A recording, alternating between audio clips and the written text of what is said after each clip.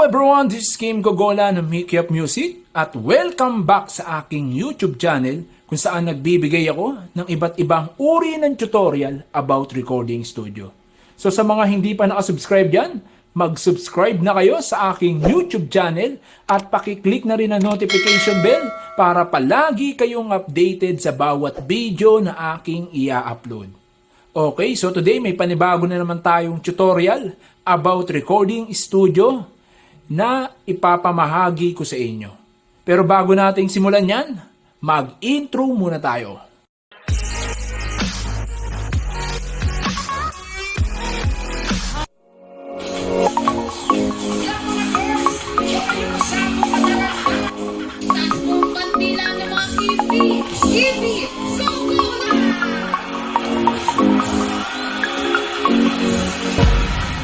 Okay, so start tayo. Pero bago natin simulan yan, ipapakita ko muna sa inyo kung ano yung mga equipment na kailangan natin sa video tutorial na ituturo ko ngayon. Unang-una, ang ating Kirin condenser microphone. Okay, sa mga gustong mag-avail, no? Saan nyo ba mabibili ang ating mga recording equipment? Dito lang yan sa Make Up Music. Maaari nyo itong mabili sa aming Lazada account, Make Up Music, at sa ating Facebook page, KMP Studio Equipment, at sa isa pang Facebook page, Make Up Music, no? Okay, so lahat ng yan, ilalagay ko yung link sa ilalim ng video para mas madali nyong makita. Okay, once again, ito ang ating Kirin condenser microphone, no? Full metal. Okay, so pangalawa, ito ang ating kailangan. Kailangan natin ng XLR cable, no? Male to female. Okay, pag sa amin kayo nag-avail, maaari kayong magpasadya kung gaano kahaba ang gusto nyong ipagawa ng inyong cable, no, ng XLR. Male to female ang kailangan natin. So mamaya, sasabihin ko yan sa inyo kung bakit male to female ang kailangan natin. Mamaya malalaman nyo yan. Siyempre, ang ating pangatlo na kailangan sa video tutorial na gagawin natin for today, ang 2-in-1 na jack. Ayan, 3.5, 2-in-1 na jack. So kailangan din natin to. Ang ating pang-apat naman na kailangan, siyempre ang ating F998 sound card, no? Na mabibili nyo rin dito sa KMP Studio Equipment and Make Up Music sa aming Lazada account, no? So pag dito ka nag-avail, ang mabibili mo ay merong Tagalog songs effects. At siyempre makakasigurado kang original yung item na darating sa iyo. Okay, so pang-lima, ito ang ating kailangan, siyempre. Ito ang ating main event na hindi pwedeng mawala sa ating video tutorial. Ito ay ang Yamaha Mixer 4-channel, no? Okay. So, maaari nyo rin itong mabili sa amin, no? Dito lang sa Make Up Music at sa aming Lazada account at sa aming Facebook page, KMP Studio Equipment. Pag dito kayo nag-avail, i-guide ko kayo hanggang matutunan nyo kung paano ang tamang proseso kagaya ng sa video na gagawin natin, no? Okay, so simulan na natin. Unahin natin dito sa ating F998. So ito yung itsura ng F998 sa mga hindi pa nakakaalam kung ano ang F998. Na-vlog ko na ito sa mga nakaraang video na ginawa akong tutorial, no? So ito ang ating F998 sound card, no? So marami siyang mga bagong effects, may mga Tagalog effects diyan, may mga English, no, na sumikat na kamakailan lamang. Okay, so syempre ito rin ang ating XLR cable. Ayan. So mamaya ituturo ko yan sa inyo kung paano sila i-set up. Okay. At ito naman ang ating condenser microphone. Brand ng Kirin. At ang ating 2-in-1 jack, no? Ayan, 2-in-1. Okay. So, ngayon, simulan natin kung paano i-connect ang ating mixer going to F998. F998 going to Kirin condenser microphone. So, kapag etong setup ang ginawa mo, syempre, mas maganda ang quality na magagawa mo, no? So parang mag-upgrade ka na kumpara kung F998 lang, padadaanin mo sa ating mixer, mas maganda na ang quality na iyong magagawa, no? Okay, so simulan na natin.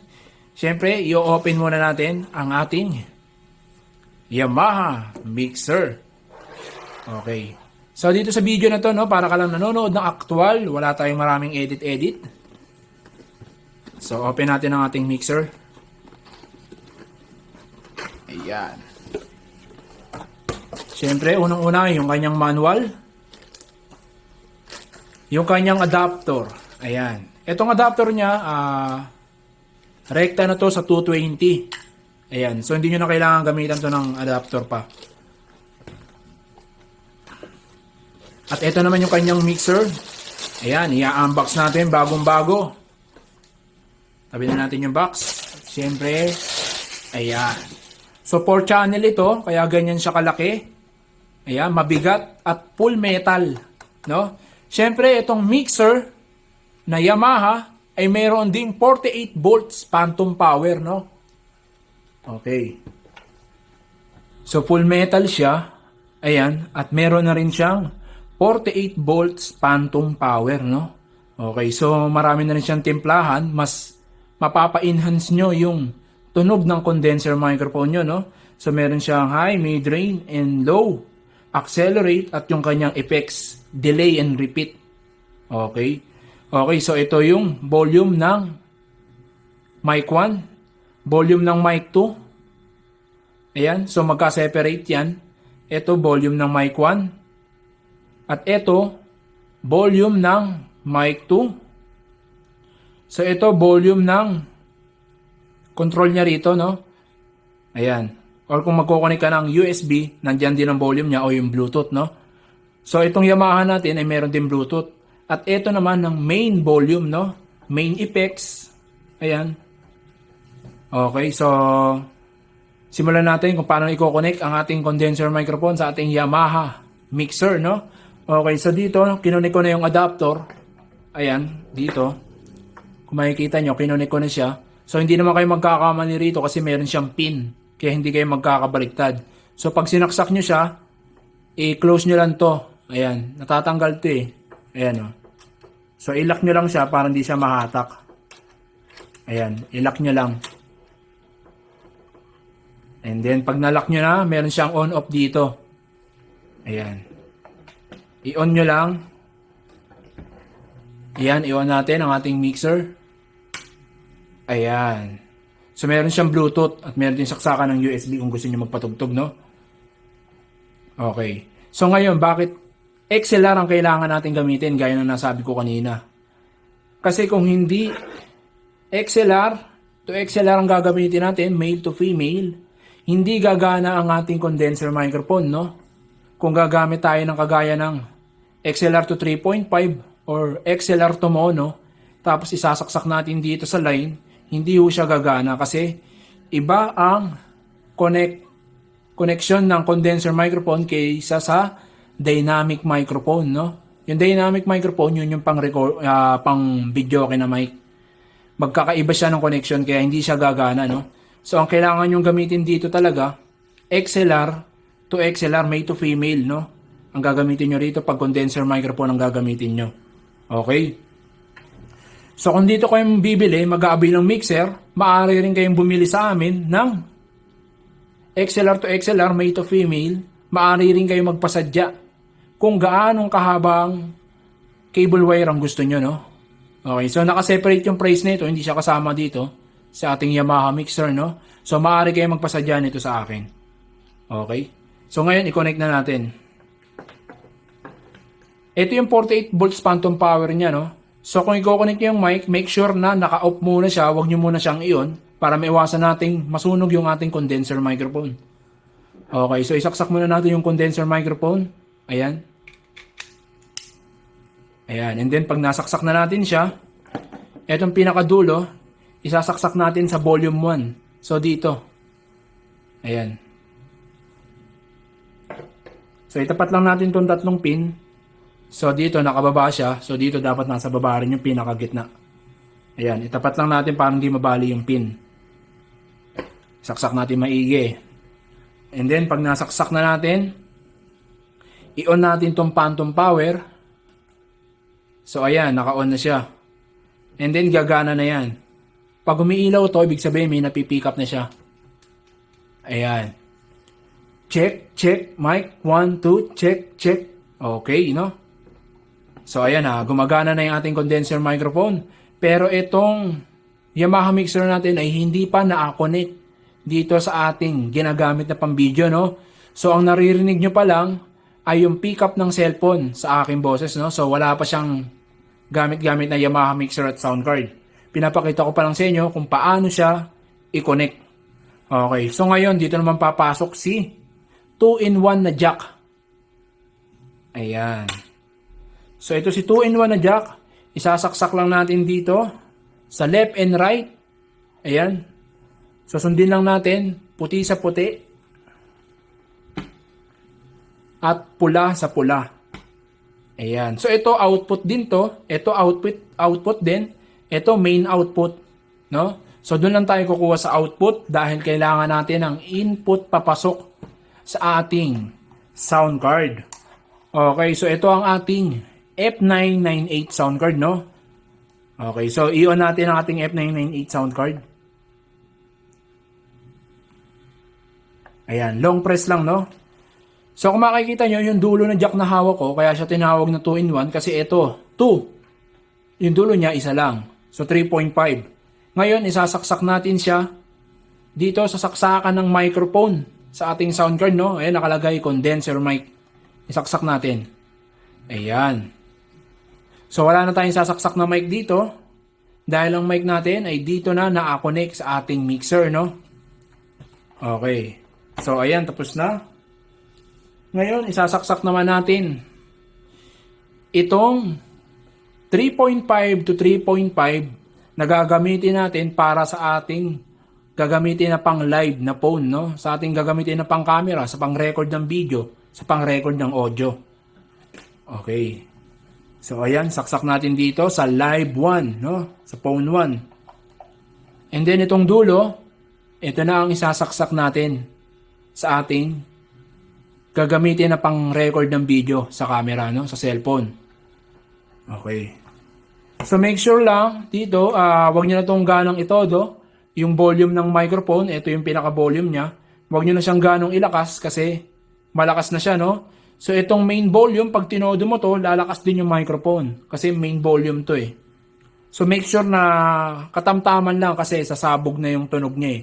So pakinggan nyo sa inyong headphone kung masyado bang malakas, no? Make sure na mahina lang yun nasa mixer, tapos dito na kayo magko-control ng volume sa ating sound card para hindi sumabog yung quality ng microphone, yung napipick up ng microphone ng mga boses nyo, no? Okay. So ngayon, ito ikakat ko at iko-connect ko na sa cellphone na gamit-gamit ko para marinig nyo yung quality, no? Okay, so ito kung mapapansin nyo, nakagamit na ako sa ating video ng Yamaha mixer at nakakonect sa ating F998, no? So nakagamit din ako ng 48 volts phantom power. Pag hindi mo to in-on, hindi gagana ang ating condenser microphone, no? So maaari mong gamitin yung condenser microphone dito basta original, no? Kagaya ng amin, Kirin. Kung galing sa amin yung inyong microphone, makakasigurado kayo na gagana dito sa ating 4-channel Yamaha mixer, no? Okay. So ngayon kung mapapansin nyo, mapapakinggan nyo, wala akong echo, no?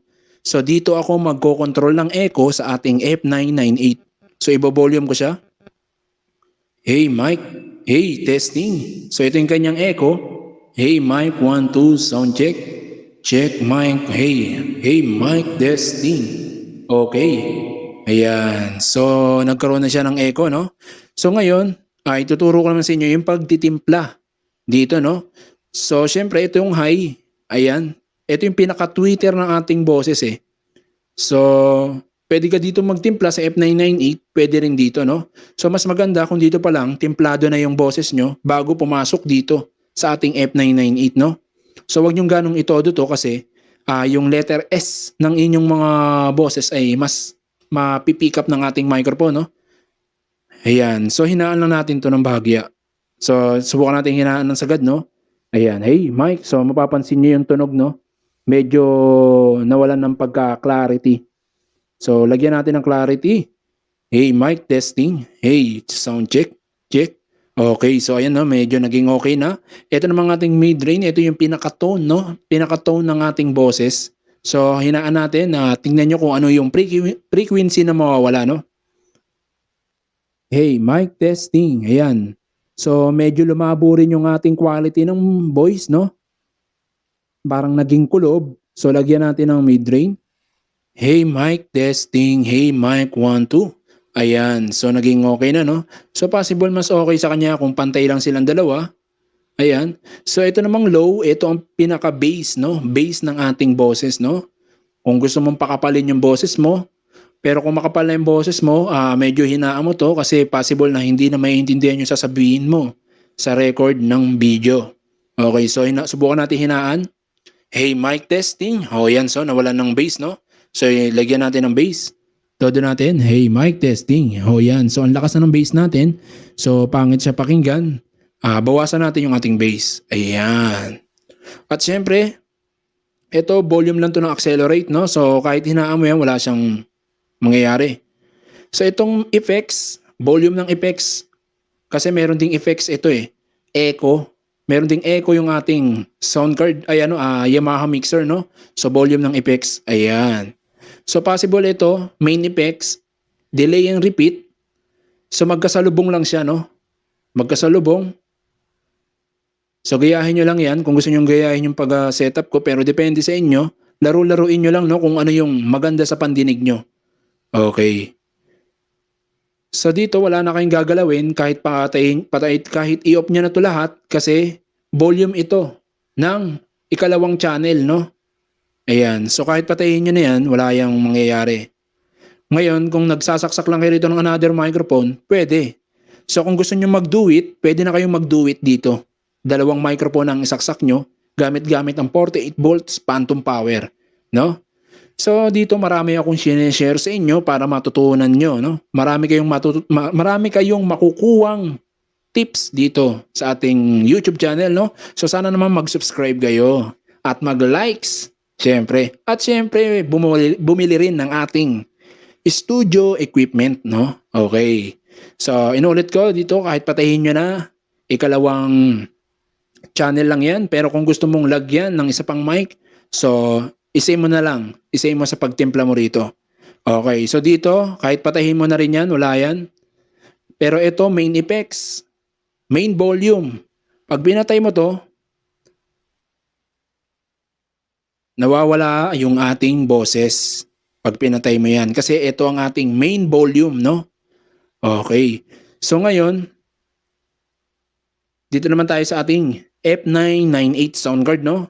So itong live 1 na-connect sa ating pang-video na ginagamit na cellphone, no?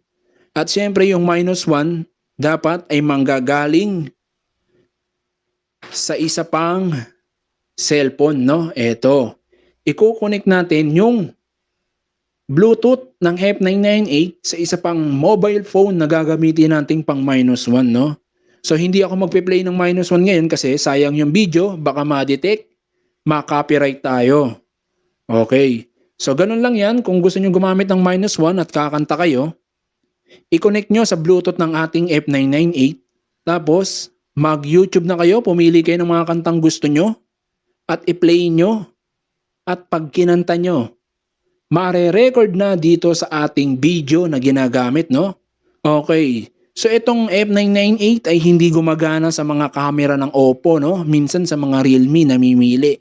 Pero bibigyan ko kayo ng tips kung paano mapapagana. Mag-download lang kayo ng panibagong camera apps sa Play Store. Mag-download kayo ng mag-download, subukan nyo. Kapag ayaw pa rin gumana, download uli kayo ng isa. Hanggang makapa nyo yung compatible sa inyong cellphone na gagana rito sa ating F998. So kung gagawin mo yon, lahat ng Oppo ay gagana dito sa ating F998. Okay. So ngayon dito, inuulit ko, pwede kang mag-adjust dito sa ating F998, no? So ang option ko rito, ayan, pindutin nyo lang yung Pro. Kung kakanta na kayo, mas piliin nyo yung Pro. Kasi may effects na to eh. Huwag kayong mag-karaoke, masyadong lalakas yung echo, so Pro. Ayan. So dito sa Pro, medyo naging clarity na yung boses natin, no? So kung gusto nyo bawasan yung dito yung treble, pwede nyo bawasan sa ating F998. Ayan. Mid-range at may sarili rin siyang bass. Ayan, pinaka-base, no? Okay, so ngayon lagyan natin ng echo. Ayan. Ayan, so ang ganda-ganda, di ba? So mas malinis, no? Mas malinis yung ganitong setup, no? So dadaan muna sa mixer at naka 48 volts phantom power ka. Ngayon, bago siya dumaan sa ating F998, ay maganda na ang quality ng microphone. Okay? So napakasimple ng pag-setup, no? Sundan nyo lang kung nalilito kayo, i-play nyo lang i-play yung video o i-post nyo. Sundan nyo lang yung ating pag-setup. Okay, so ngayon sasampulan ko kayo ng kanta. Susubukan nating kantahan to. No? Siyempre kakantayin natin, total Pasko na ngayon. Christmas songs ni Jose Marichan ang ating kakantayin at siyempre a cappella lang, hindi tayo magpe-play ng -1 at baka tayo ay may copyright. Okay, so lagyan natin ng echo. Hey, mic test. Hey. So dito ako nag-a-adjust ng echo sa ating F998. Hey, mic testing. Hey. Hey, mic. Okay. So okay na siguro yan. This song is to all of you, sa lahat ng ating mga subscribers. Merry Christmas in advance. My idea of a perfect Christmas is to spend it with you in a party or dinner for two. Anywhere will do. Celebrating the Yuletide season always lights up our life. Simple pleasure are made special too when they share with you. Looking through some old photographs, faces of friends we'll always remember. Watching busy shoppers rushing about in the cool breeze of December. Sparkling lights all over town, children's carols and the air by the Christmas tree, a shower of stardust on your head. Okay, no? So kung nalalakasan kayo sa echo, it's up to you, no? So pwede nyong hinaan yung echo, so pwede nyong lakasan, no? So iba-iba tayo ng trip. Meron diyan na gustong mas malakas yung echo, meron na gusto ay mas mahina yung echo. Okay, no? So sana marami kayo natutunan sa ating tutorial ngayon, no? Na ibinahagi ko sa inyo para mas mapa-enhance nyo yung quality ng ating condenser microphone na gagamitin natin sa ating pang-record ng mga vocal voice natin, no? Okay, so nakalimutan ko kung saan tayo nakasaksak ng headphone. Siyempre, hindi tayo dito sasaksak ng headphone, no? Dito tayo sa F998 sasaksak ng ating mga gagamiting headphone. So yung monitor ng headphone, yung volume ng headphone ay nandito pa rin. Ayan sa ating F998, no? Yung volume ng Bluetooth dito sa ating accompany, sa -1 na ating gagamitin. Ayan. So inuulit ko sa mga gustong mag-avail. Saan nga ba mabibili ang ating mga studio equipment kung gusto nyong makasigurado, no? Okay, so syempre dito lang yan mabibili sa ating Mikiap Music, sa aming Lazada account at sa aming Facebook page, KMP Studio Equipment. At syempre ilalagay ko yung link sa ilalim ng video para mas madali nyong makita, no? Okay, so sa mga hindi pa nakasubscribe dyan, mag-subscribe na kayo sa aming YouTube channel, Mikiap Music, at pakiclick na rin ang notification bell para palagi kang updated sa bawat video na aking i-upload at sa bawat video na aking ituturo sa inyo. Okay, so once again, maraming salamat sa inyo at sa panonood. And Merry Christmas sa inyong lahat. My idea of a perfect Christmas is to spend it with you in a party or dinner for two. Anywhere will do. Celebrating the Yuletide season always lights up our life. Simple pleasure are made special too when they share with you. Looking through some old photographs, faces of friends we'll always remember. Watching busy shoppers rushing about in the cool breeze of December, with sparkling lights all over town, children's carols and the air by the Christmas tree, a shower of stardust on your hair. I can think of a better Christmas is to spend it with you. Thank you.